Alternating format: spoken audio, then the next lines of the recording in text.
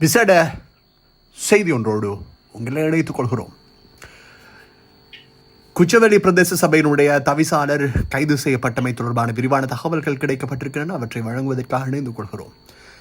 இன்று நண்பகல் குச்சவெளி பிரதேச சபையினுடைய தவிசாளர் ஐனியா பிள்ளை முபாரக் 50 வயதுடையவர். அவர் கைது செய்யப்பட்டிருந்தார். லஞ்ச ஊழல் ஆணைக்குழுவினரினால் அவருடைய பிரத்யேக சாரதி எம் இர்ஷாட் 34 வயதுடையவரும் அவரோடு இணைத்து கைது செய்யப்பட்டிருந்தார்.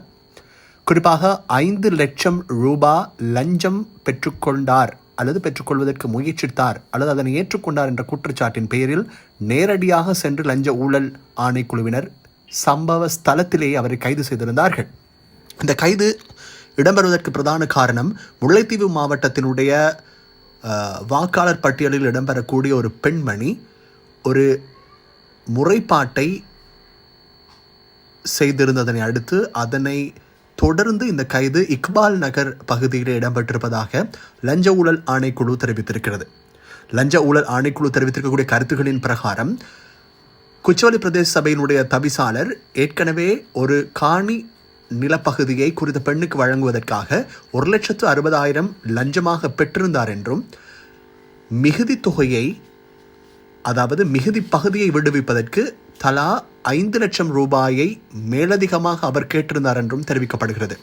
ஏற்கனவே 20 பர்ச்சேஸ் நிலப்பகுதி விடுவிக்கப்பட்டிருந்த நிலையில் மிகுதி தொகை மிகுதி பகுதிக்கு விடுவிப்பு செய்வதற்காக பெற்றுக்கொள்ளப்பட்டிருப்பதாக லஞ்ச ஊழல் ஆணைக்குழு வெளியிட்டிருக்கக்கூடிய அறிக்கையில் தெரிவிக்கப்பட்டுள்ளது. இதேவேளை சந்தேக நபர்கள் கைது செய்யப்பட்டு பின்னர் மேலதிக விசாரணைகளுக்காக நிலாவெளி போலீசாரிடம் ஒப்படைக்கப்பட்டுள்ளதாகவும் தெரிவிக்கப்படுகிறது. இதேவேளை அவர்கள் பெரும்பாலும் திருகோணமலை நீதவான் நீதிமன்றத்தில் ஆஜர்படுத்தப்படுவார்கள் என்று எதிர்பார்க்கப்படுகிறது. இதேவேளை குச்சவெளி பிரதேச சபையினுடைய அதிகாரம் ஸ்ரீலங்கா முஸ்லிம் காங்கிரசினுடைய கைகளில் இருக்கிறது. அவர்கள் இலங்கை தமிழ் அரசு கட்சியோடு இணைந்து அங்கு பிரதேச சபையின் ஆட்சியை நடாத்தி வருகிறார்கள் என்பதும் இந்த நேரத்தில் சுட்டிக்காட்ட வேண்டும். கைது செய்யப்பட்ட தவிசாளர் ஸ்ரீலங்கா முஸ்லிம் காங்கிரஸை சேர்ந்தவர் என்பதும் இந்த நேரத்தில் சுட்டிக்காட்ட வேண்டிய விடயமாக இருக்கிறது. இது லஞ்ச ஊழல் ஆணைக்குழு விடுத்திருக்கக்கூடிய உத்தியோகபூர்வ அறிக்கையில் சுட்டிக்காட்டப்பட்டிருக்கிறது. குறிப்பாக நாங்கள் இன்னொரு விடயத்தினையும் உங்களுக்கு ஞாபகப்படுத்த வேண்டும். திகதி நேரம் என்பவற்றோடு அவர்கள் அறிக்கையினை வெளியிட்டிருக்கிறார்கள். பிரதானமாக செய்தி அறிக்கைக்காக அவர்கள் அனுப்பி வைத்திருக்கக்கூடிய ஆவணத்தில் இது தெரிவிக்கப்பட்டிருக்கிறது. 2025 ஆண்டு 10ஆம் மாதம் 31ஆம் தேதி 12:10 மணி அளவில் புல்மோடை அதாவது திருகோணமலை வீதியில் இருக்கக்கூடிய இக்பால் நகர் 7ஆம் இலக்க மைல்கல்லுக்கு அருகில் உள்ள ஒரு வர்த்தக நிலையத்தின் முன்னால் வைத்து இவர்கள் லஞ்ச ஊழல் ஆணைக்குழுவின் அதிகாரிகளினால் கைது செய்யப்பட்டிருக்கிறார்கள் என்று லஞ்ச ஊழல் ஆணைக்குழுவினுடைய ஊடகப் பிரிவு வெளியிட்டிருக்கக்கூடிய அறிவிப்பில் தெரிவிக்கப்பட்டிருக்கிறது. இதேவேளை மொத்தமாக வழங்கப்பட இருந்ததாக தெரிவிக்கப்படுகின்ற 120 பர்ச்சேஸ் காணியினுடைய நிலப்பகுதி தான் இவ்வாறு லஞ்சம் பெற்றுக்கொள்ளப்பட்டிருப்பதாக தெரிவிக்கப்படுகிறது. குறிப்பாக நாங்கள் இன்னொரு விடயத்தில் இந்த செய்திக்கு புறம்பாக கூற வேண்டியிருக்கிறது. இந்த செய்தி இப்படி இருக்கக்கூடிய நிலையில் பொதுவான ஒரு விடயமும் பகிர்ந்து கொள்ள வேண்டியிருக்கு. அந்த பொதுவான விடயம் என்ன தெரியுமா? இலங்கையினுடைய மக்கள் அனுரகுமார திசாநாயக்க ஜனாதிபதி அவர்களிடம் எதிர்பார்த்ததும் இதைத்தான். அதனால்தான் அவர் குறிப்பிட்டார், லஞ்ச ஊழலை ஒழிப்பது என்னுடைய ஆட்சியினுடைய மிக முக்கிய நோக்கமாக இருக்கும் என்று. பாருங்கள், இந்த முஸ்லிம் சமூகத்திற்கு மிக பெரும் அவமானமாக இருக்கிறது. இது தேர்தலுக்கு வருபவர்களில் பெரும்பாலானவர்கள் வருவதே இதற்குத்தானா என்ற கேள்வியை மீண்டும் மீண்டும் உறுதி செய்வது போன்றிருக்கிறது. இது போன்ற சம்பவங்கள் தேவைதானா? பிரதேச சபை ஊழியர் ஒருவருக்கு கிடைக்கக்கூடிய சம்பளத்தை எடுத்து பாருங்கள். அது தவிசாளருக்கு எப்படி இருக்கிறது, என்னென்ன சலுகைகள், சாதாரண உறுப்பினருக்கு என்னென்ன சலுகைகள், இவற்றுக்காக லட்சக்கணக்கில் செலவழித்து வருகிறார்கள் என்ற சாதாரண பொதுமக்களினுடைய கேள்வி இங்கே உறுதியாகிறது போன்ற ஒரு விடயம் இருக்கிறது இல்லையா? அரசியல் என்பது மக்களுக்கான சேவையை தவிர தன் சொந்த வீட்டிற்கான சேவை கிடையாது. நீங்கள் இந்த காணொலியை பார்ப்பவர் ஏதோ ஒரு அரசியல் கட்சியினுடைய ஆதரவாளராக இருக்கலாம். அதற்காக இந்த காணொலியில் வருகின்ற விடயங்கள் உங்களை உறுத்துகிறது என்பதற்காக உண்மையை மறைக்க முடியாது அல்லவா? அப்படியானால் நீங்கள் தேர்ந்தெடுத்த கட்சி பிழையான வழியில் செல்கிறது என்ற அர்த்தம். அதனை தட்டி கேட்க வேண்டியது உங்கள் கடமை. வாக்காளர்களாகிய நீங்கள் வாக்களிப்பது என்பது சாட்சி அளிப்பதற்கு சமமானது. நீங்கள் அளித்திருப்பது லஞ்ச ஊழல் பெறக்கூடிய ஒருவரை உங்கள் பிரதிநிதியாக என்றால் அவர்களுக்கு வாக்களித்த அத்தனை பேரும் பொறுப்புதாரர்கள். மறந்து விடாதீர்கள். இலங்கையிலே இப்போது இருக்கக்கூடிய சூழலிலே அடித்தள பகுதி பரிசுத்தமாக்கப்பட்டு கொண்டிருக்கிறது. அரசாங்கத்தினுடைய மிகப்பெரிய அத்தனை அலுவலர்களும் ஒரு அமைதிப்படையை போன்று செயற்பட்டு கொண்டிருக்கிறார்கள்.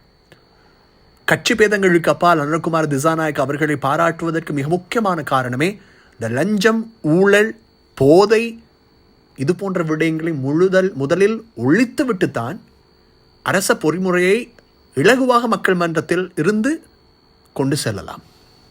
அதனுடைய அடித்தளம் பிரதேச சபை, நகர சபை, மாநகர சபை, இந்த உள்ளூராட்சி அமைப்புகள் சுத்தப்படுத்தப்படாமல் வீதியில் உள்ள குப்பைகள் எவ்வளவு துர்நாற்றம் அளிக்குமோ அதனை விட மேம்பட்ட துர்நாற்றத்தை கண்டிப்பாக அரசியலில் இவர்கள் தான் உருவாக்குறார்கள். அரசியல் என்றால் ஒரு வார்த்தை இருக்கிறது இல்லையா, அந்த துர்நாற்றம் அடிப்பது இவர்களை போன்ற லஞ்சங்களை பெற்றுக்கொள்கின்றவர்கள் தான். அதுவும் வெட்கமாக இருக்கிறது. இறைவனையும் இறுதி தூதரையும் ஏற்றுக்கொண்டு விட்டு லஞ்சத்தை பெறுவதா? உங்களுக்கு தெரியுமா, வட்டி இஸ்லாத்திலே ஹராமாக்கப்பட்டதை போலவே லஞ்சம், கையூட்டு பெறுதலும் ஹராமாக்கப்பட்ட ஒன்று. அரசியலிலே அதுவும் குறிப்பாக எந்த கட்சி வேண்டுமாக இருந்தாலும் யார் செய்தாலும் தவறு என்று தவறை சொல்லும் தைரியத்தை வாக்காளர்களாக நீங்கள் பெற்றுத்தான் ஆக வேண்டும். உங்கள் கட்சியோ உங்கள் அபிமானிகளோ தவறு செய்கிறார்கள் என்பதற்காக மறைத்து கொண்டு நீங்கள் இருந்தால் தனிப்பட்ட விடயங்களில் செய்கின்ற தவறுகளை மன்னிப்பதற்காக தான் போதுமானவன். இது பொது உடைமை சார்ந்த ஒரு விடயம். இது அதிகார துஷ்பிரயோகம். மிக மிக பாராட்ட வேண்டிய ஒரு விடயம்தான் இளைஞருடைய போலீசாரின் சமீபகால நடவடிக்கைகள், லஞ்ச ஊழல் ஆணைக்குழுவினுடைய சமீபகால நடவடிக்கைகள் மிகவுமே மக்களால் பாராட்டப்படுகிறதற்கு காரணம் அரசியல் தலையீடுகள் இன்றி மிக முக்கியமாக இப்போது அவர்கள் செயற்பட்டு கொண்டிருக்கிறார்கள். இது குச்சவெளி பிரதேச சபைக்கு மட்டும் வரையறைக்குட்படுத்தப்படாது. இதனை கண்டு இதர பகுதியினுடைய மக்கள் பிரதிநிதிகள் ஒன்றை நினைத்துக் கொள்ளுங்கள். நீங்கள் அரசியலில் வாக்கு பெற்று மக்கள் மன்றங்களில் அமர்ந்திருக்கிறீர்கள் என்பதற்காக உங்கள் தலையில் மகுடங்கள் சூட்டப்படவில்லை. நீங்கள் பொறுப்பைத்தான் சுமந்து கொண்டிருக்கிறீர்கள். இந்த பொறுப்பு இந்த உலகத்தின் முடிவில் மறு உலகிலும் நீங்கள் விசாரிக்கப்படுவீர்கள். என்றால் உங்களுடைய தனிப்பட்ட வீட்டின் பொறுப்பு அல்ல இது. ஒட்டுமொத்த சமூகத்தின் உங்களை சார்ந்தவர்கள் மீது சுமத்தப்பட்டிருக்கக்கூடிய பொறுப்பு. அவ்விதிலிருந்து விலகிவிட யாராலும் முடியாது. அரசியல் மேடைகளில் வீராப்பு வசனங்களை பேசிவிட்டு மற்றைய காலங்களில் இது போன்று செயற்படுவார்களாக இருந்தால் இவர்களை தண்டிக்க வேண்டியது யாருடைய பொறுப்பு? கண்டிப்பாக அரசாங்கத்தினுடைய பொறுப்பு தான். அதனை தான் அவர்கள் செய்து கொண்டிருக்கிறார்கள். ஆகவே இது அரசியல் பழிவாங்கல் என்று யாரும் எதிர்பார்க்க வேண்டாம். இத்தனை தகவல்களையும் நாங்கள் உங்களுக்கு வழங்குவது லஞ்ச ஊழல் ஆணைக்குழுவினுடைய உத்தியோகபூர்வ அறிக்கையை வைத்து நாங்கள் எங்களுடைய சொந்த கருத்துக்களை எந்த இடத்திலும் பதியவில்லை. பொதுமக்களாகி நீங்கள் தெரிந்து கொள்ளக்கூடிய ஒரு விடயம் அதுதான், தண்டிப்பு தவறுக்கு உண்டு. தனிப்பட்ட தவறுகள் அது இறைவன் பார்த்துக் கொள்வான். அது மன்னிப்பு கேட்டு மீண்டு விடலாம். இது பொது உடைமை சார்ந்த மனிதர்களுக்கு செய்ய வேண்டிய கடமைகளில் மாறுதல்கள் செய்கின்றதனால் ஏற்படுகின்றது. அவர்கள் விளைவுகளை அனுபவிக்க வேண்டியது அவர்கள். தொடர்ந்து மணிந்திருங்கள் அன்பான நேயர்களே.